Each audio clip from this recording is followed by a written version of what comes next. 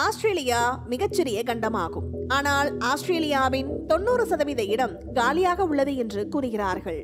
இதற்கு என்ன காரணம் என்பதை பற்றி இந்த வீடியோ தொகுப்பில் பார்க்கலாம். ஆஸ்திரேலியா உலகின் 6வது பெரிய நிலப்பரப்பு கொண்ட நாடாகும். வல்லரசு நாடுகளில் இதுவும் ஒன்று. இயற்கை வளம், சுகாதாரம், பாதுகாப்பு அனைத்திற்கும் பேர் போன இந்த ஆஸ்திரேலியாவில் வெறும் 10% நிலப்பரப்பில் மட்டுமே மக்கள் வாழ்ந்து வருகிறார்கள். 90% நிலப்பரப்புகள் காலியாக உள்ளது என்று கூறுகிறார்கள். முதலில் ஆஸ்திரேலியா பற்றி தெரிந்து கொள்ள அதன் வரலாற்றை நாம் அறிந்து கொள்வது அவசியம்.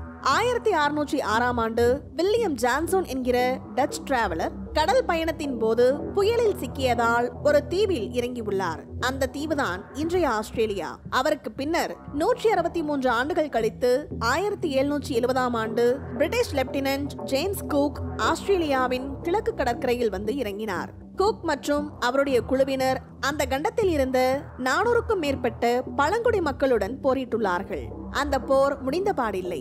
ஜேம்ஸ் குக் தோற்கும் நிலையில் கேப்டன் பிலிப் தலைமையில் பிரிட்டிஷின் கப்பற்படை சிட்னி கோவுக்கு வந்து இறங்கியது. இதற்கு பின்னர் பிரிட்டிஷாரின் கை ஓங்க அங்கிருந்த பழங்குடி மக்கள் அடக்கப்பட்டார்கள். அங்கு பிரிட்டிஷ் வருகைக்கு முன்பு வரை சிட்னியில் வெவ்வேறு பழங்குடியின மக்கள் குழுக்களாக வசித்து வந்துள்ளார்கள். அவர்கள் கடற்கரையோரங்களில் வாழ்ந்த மக்கள். ஆஸ்திரேலியாவின் சிட்னியை கைப்பற்றிய பிரிட்டிஷ்காரர்கள் அங்கு சிறை கைதிகளை அடைத்து வைக்க பயன்படுத்தியுள்ளார்கள். அதன் விளைவாக அங்கு ஒரு தொற்று நோய் பரவி உள்ளது. கப்பலில் வந்த மாலுமிகள் மற்றும் சிறை கைதிகளுக்கு இருந்த பெரியம்மை, சிபிலிஸ் மற்றும் இன்ஃப்ளூயன்சா போன்ற வைரஸ் நோய்கள் அந்த பழங்குடியின மக்களுக்கும் பரவியது. இதனால் அங்கிருந்த பழங்குடியின மக்களில் பாதிக்கும் மேற்பட்டோர் பெரியம்மை நோயால் இறந்துள்ளார்கள். இதனால் தொடர்ந்து முன்னேறிய பிரிட்டிஷ் படையினர் ஆஸ்திரேலியாவின் பரந்த நிலப்பரப்பை சொந்தம் கொண்டாட எண்ணியுள்ளார்கள். அது பெரும் பாலைவனமாக இருந்ததால் அங்கு சொந்தம் கொண்டாடினாலும் மக்கள் வசிக்க வாய்ப்பில்லை. அந்த கொடூர வெயிலில் சிக்கிய பிரிட்டிஷ் படை வீரர்கள் மெல்ல மெல்ல செத்து மடிந்துள்ளார்கள். 1850ஆம் ஆண்டுகளில் ஆஸ்திரேலிய மண்ணில் பாட்டோஸ் பகுதியில் தோண்டும் இடமெல்லாம் தங்கம் கிடைக்கவும் அன்றிலிருந்து அதன் வளர்ச்சி அதிகமானது.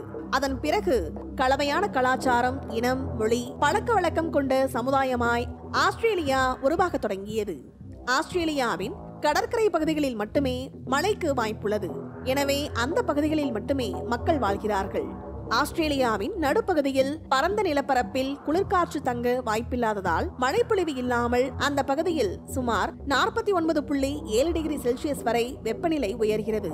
ஆஸ்திரேலியாவின் புவியியல் அமைப்பு அங்கு மக்கள் தொகை குறைவாக இருப்பதற்கு உட்புறத்தின் பெரும் பகுதி பாலைவன பகுதியாகவே உள்ளது.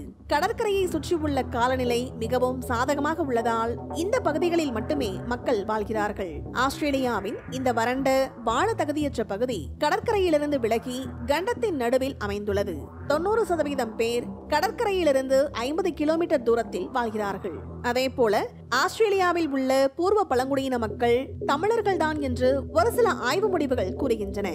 DNA சோதனை, பூமராங், கலாச்சாரம் போன்றவை ஆதாரமாக நிரூபணமாகியுள்ளது.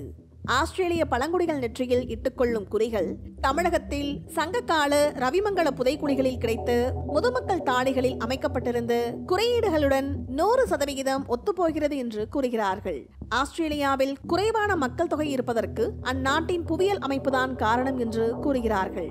இந்த வீடியோ பத்தின உங்களோட கருத்துக்களை கீழே கமெண்ட் பாக்ஸ்ல மென்ஷன் பண்ணுங்க. கீழே இருக்கிற ரெட் கலர் சப்ஸ்கிரைப் பட்டனை கிளிக் பண்ணி எங்க சேனலை சப்ஸ்கிரைப் பண்ணுங்க. அண்ட் பக்கத்துல இருக்க பெல் ஐகானை கிளிக் பண்ணீங்க அப்படின்னா எங்களோட நோட்டிபிகேஷன் உங்களுக்கு உடனுக்குடன் வரும். தேங்க்யூ.